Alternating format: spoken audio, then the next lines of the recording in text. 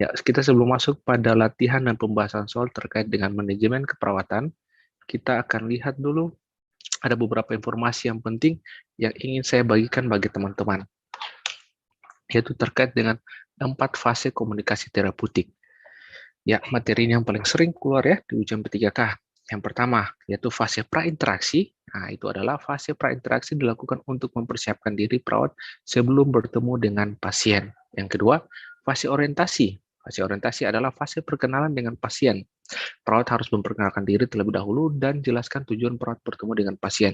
Jadi, kalau fase prainteraksi ini kita belum kontak dengan pasien, ya belum kontak. Fase orientasi kita sudah kontak dengan pasien. Nah, fase kerja. Selama fase kerja yang perawat lakukan adalah mengumpulkan data dengan mengajukan pertanyaan yang spesifik ya. Kalau fase kerja berarti kita sudah melewati fase orientasi atau fase perkenalan. Pada saat fase kerja kita memberikan pertanyaan-pertanyaan spesifik untuk mengumpulkan informasi. Berikut fase terminasi. Fase terminasi adalah fase di mana perawat menutup sesi wawancara dengan pasien. Ya, jadi kurang lebih ada 4 tahapan dalam komunikasi terapeutik.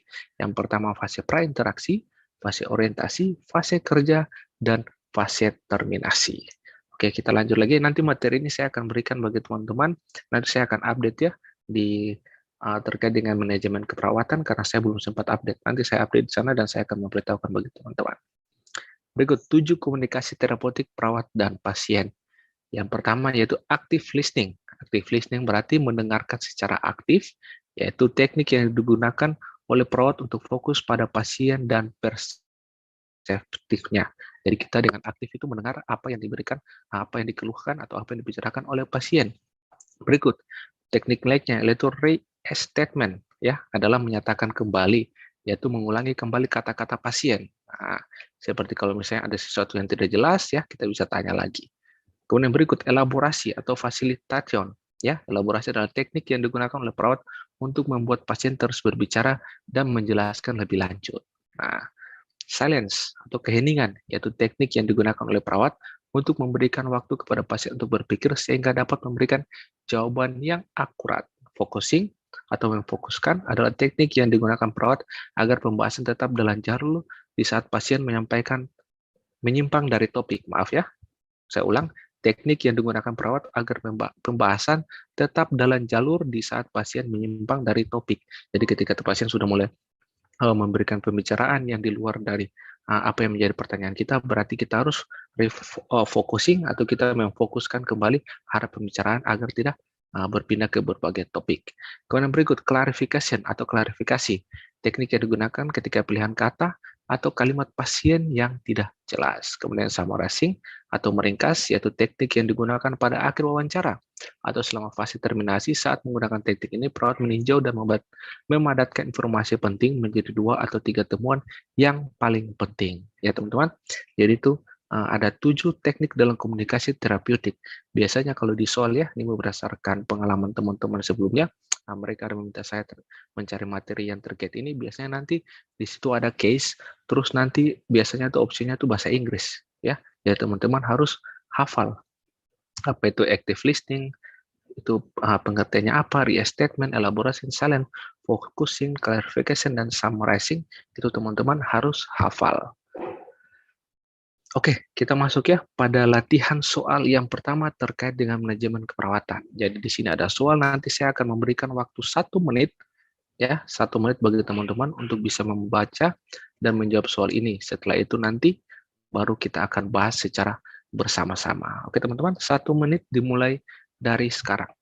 Oke, Betteners ingin memberikan informasi bagi teman-teman. Bagi teman-teman yang mau belajar terkait dengan P3K maupun terkait dengan SKB, teman-teman bisa join bimbel dari Betteners.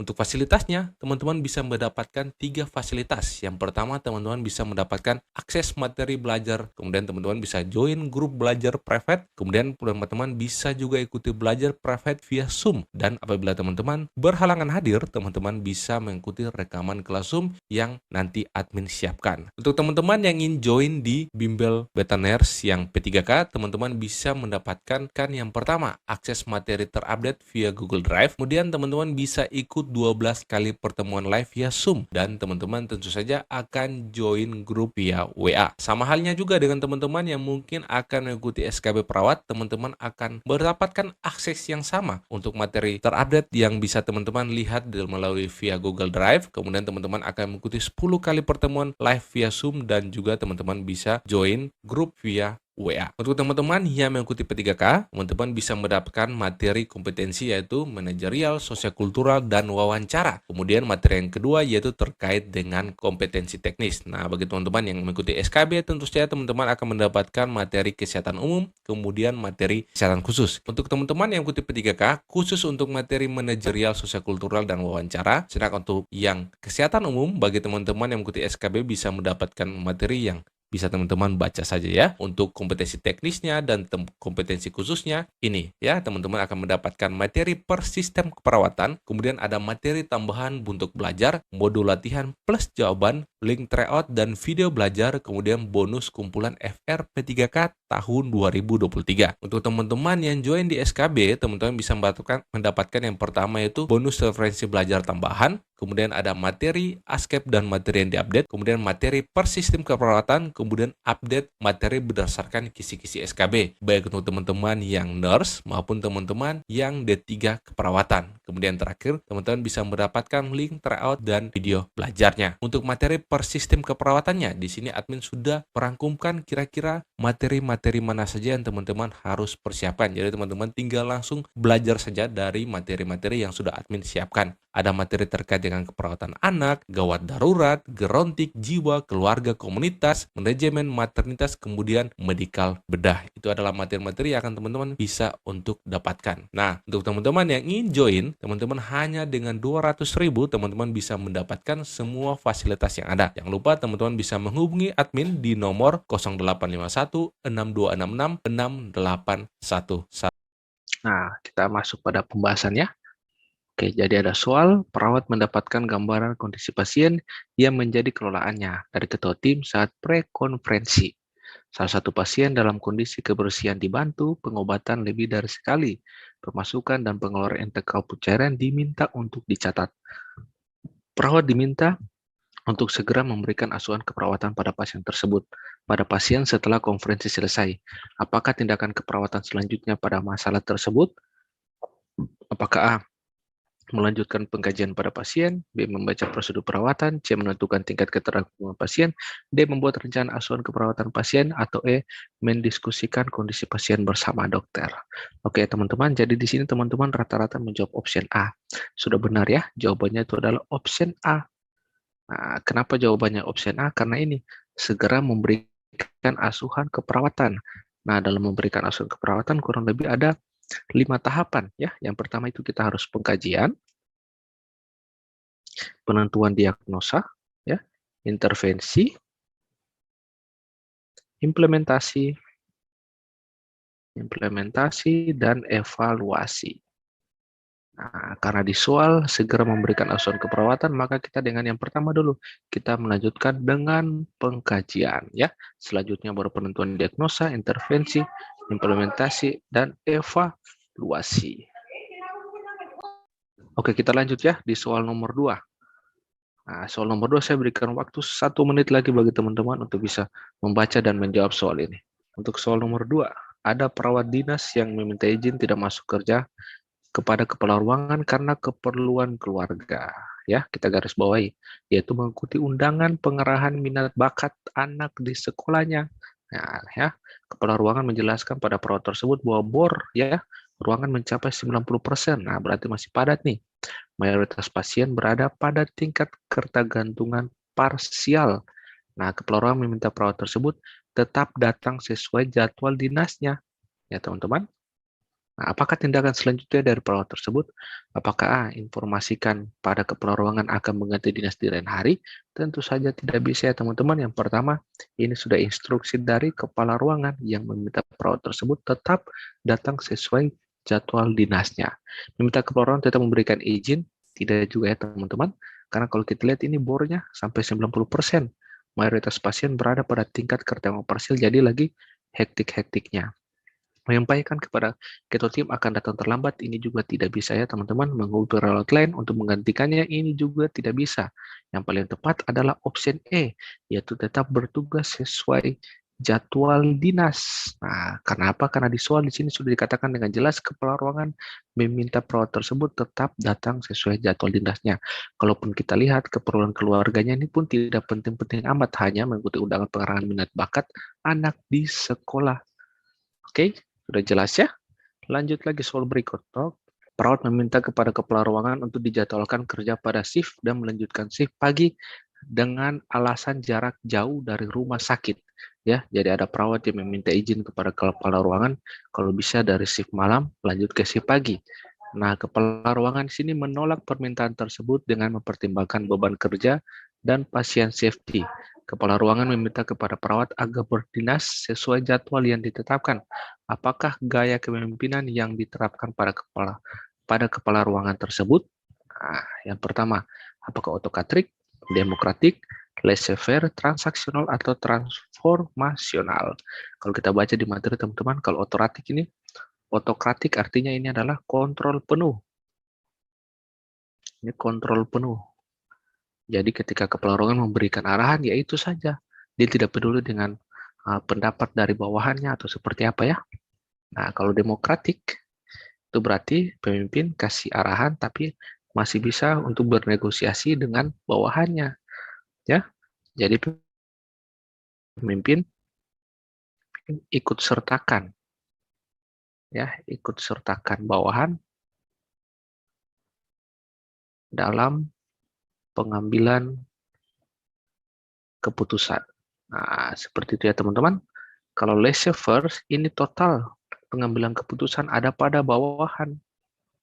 Nah, jadi berbeda ya antara laissez-faire dengan otokratik berbeda. Kalau otokratik kontrol penuh ada pada pimpinan, kalau laissez-faire ada pada bawahan. Kemudian transaksional berarti di sini pemimpinnya itu suka membimbing. Nah, membimbing bawahan. Oke, kalau transformasional berarti pemimpinnya itu suka memberikan motivasi, kemudian penghargaan. Nah, jadi berdasarkan soal di atas, di sini kepala ruangan meminta kepada perawat tersebut agar berdinas sesuai jadwal yang telah ditetapkan, artinya dia memiliki kontrol penuh. Maka jawaban yang paling tepat adalah option A. Oke, benar ya teman-teman. Kita lanjut lagi.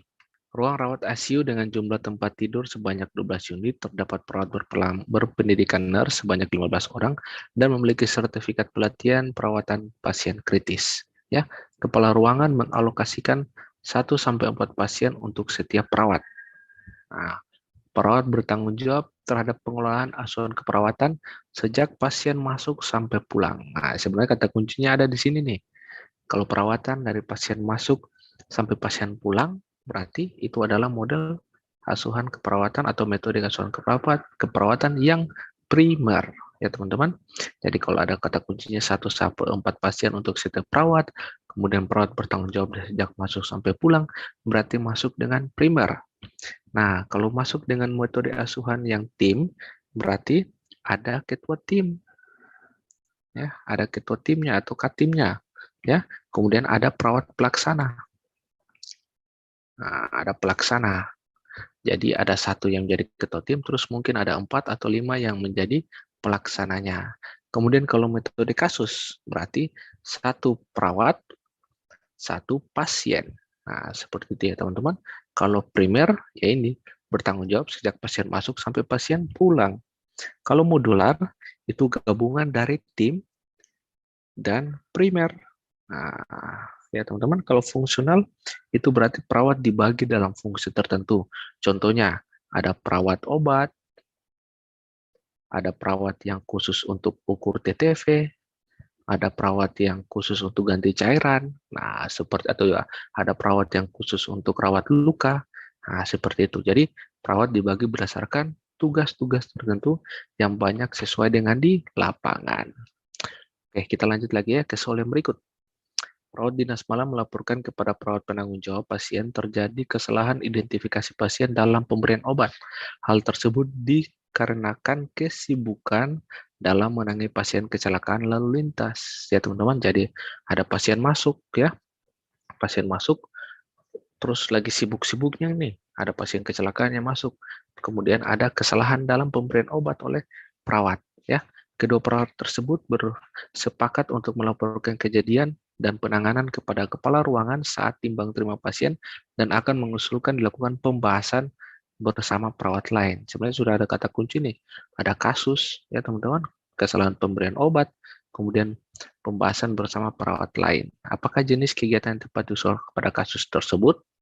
Nah, sudah pasti yang E, diskusi refleksi kasus. Jadi ketika ada kasus, maka kemudian dilakukan pembahasan atau diskusi, maka masuk dengan diskusi refleksi kasus. Nah, kalau pre-conference itu biasanya melakukan diskusi sebelum tindakan keperawatan atau sebelum masuk pada jam jaga. Kalau post-conference itu biasanya dilaksanakan sesudah, nah ini setelah pelayanan.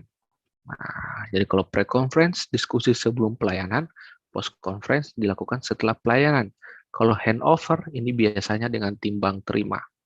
Kemudian kalau komunikasi SBAR, ini yang maksud dengan adanya situasi, ya background, kemudian asesmen, dan rekomendasi. Nanti ada soal yang terkait dengan komunikasi SBAR, nanti akan dijelaskan lebih rinci di sana. Oke, kita lanjut ya.